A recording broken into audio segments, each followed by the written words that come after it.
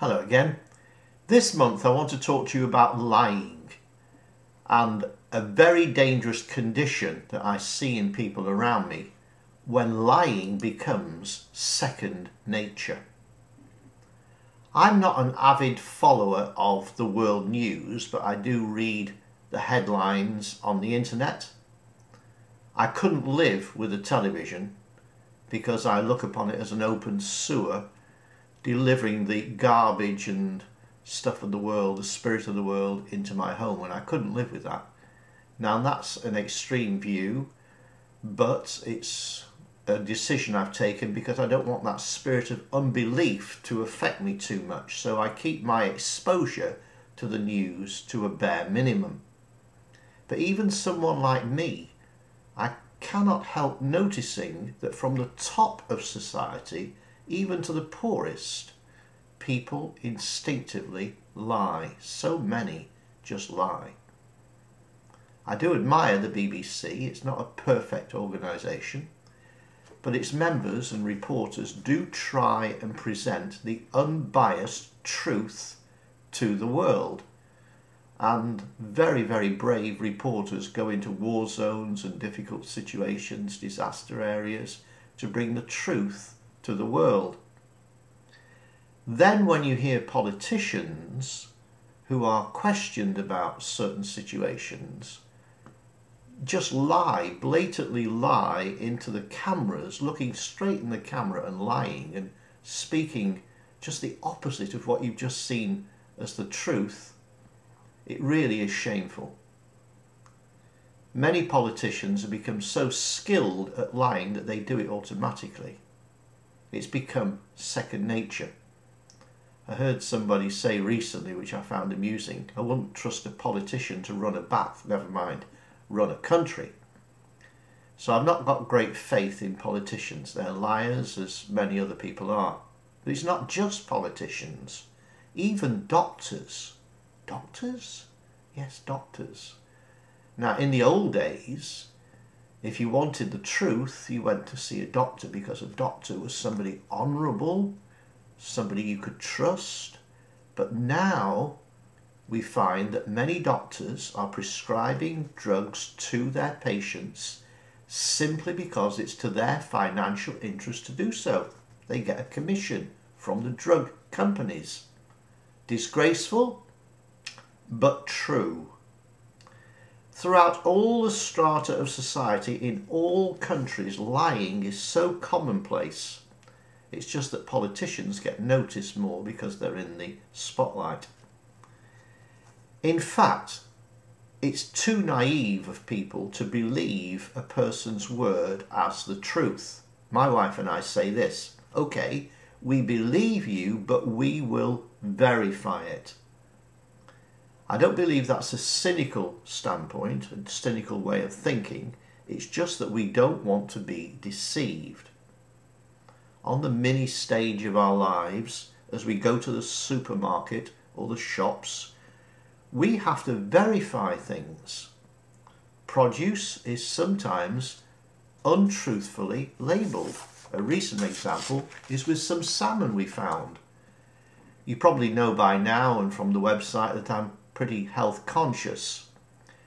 So we tend to choose one ingredient foods rather than packaged stuff. What I mean by a one ingredient food is something like tomatoes, which are made of tomato. Onions made of onions, one ingredient food. Salmon, for example, is an oily fish rich in omega-3 fats, and we prefer wild salmon, not cultivated salmon. So at the fish counter, if the label reads caught in the North Atlantic, we say great, we'll buy it.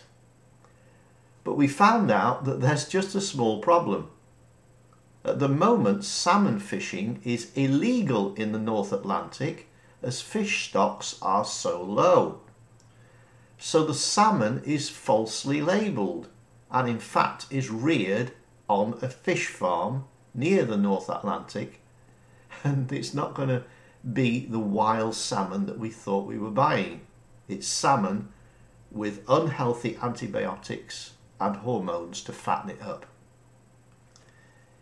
In the world, to lie is the norm.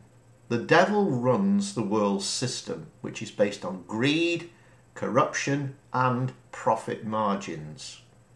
The devil could not have tempted Jesus with the kingdom of the world if they were not under his control. Matthew 4 and verse 8.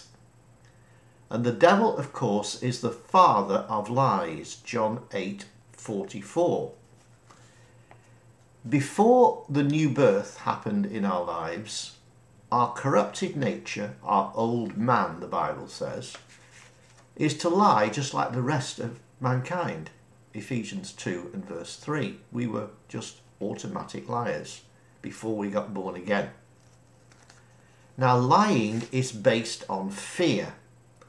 The fear of being found out and the fear of punishment. So to avoid such consequences, the non-believer chooses the refuge of lies. I've done a whole teaching on that based upon Isaiah 28:15. But as Christians, we have the precious promises of God, that we might be partakers of the divine nature. Peter wrote that in his second epistle, 2 Peter 1 and verse 4. So because of the promises of God, we can partake of God's nature. We were born again by the incorruptible seed, the Word of God. This is the divine sperm, 1 Peter 1:23, the Amplified Bible. So our new nature was based upon a new sperm, the Word of God. So God's chromosomes are in our new genetic makeup. God's nature abides in us. That principle of life, the divine sperm, remains permanently within us. That's 1 John 3 and verse 9 in the Amplified Bible. Well, thank God for that. But this new nature is in our spirit. Yes, we are now children of God, 1 John 3:1, but our souls have stored in their memory software old habits of fear. That's why even Christians lie, even though now it is not our nature to do so. Now we need to carefully and diligently always speak the truth. We must love the truth. 2 Thessalonians 2 and verse 10. That must be one of our greatest loves, to love the truth. Jesus is the truth. We must love him. We must love the truth. Otherwise, we will continue to cover up our errors by lies and will deceive ourselves into believing things are true when they are not. Believing a lie means we get deceived. And if we get deceived, it's a serious iniquity and will cause our love for God to grow cold. Matthew 24:11 and 12. That's what deception does. We believe a lie, we deceive ourselves, and then our love will grow cold. So let's examine ourselves honestly. If you've noticed that you're becoming lukewarm in your relationship to God, to your loving Father, or to your own friends and family, then you probably have been allowing yourself to occasionally tell a small white lie. But this is such a dangerous path to allow yourself to travel on. We must not compromise the truth. Remember, truth, not lies, is our true nature because of the new birth.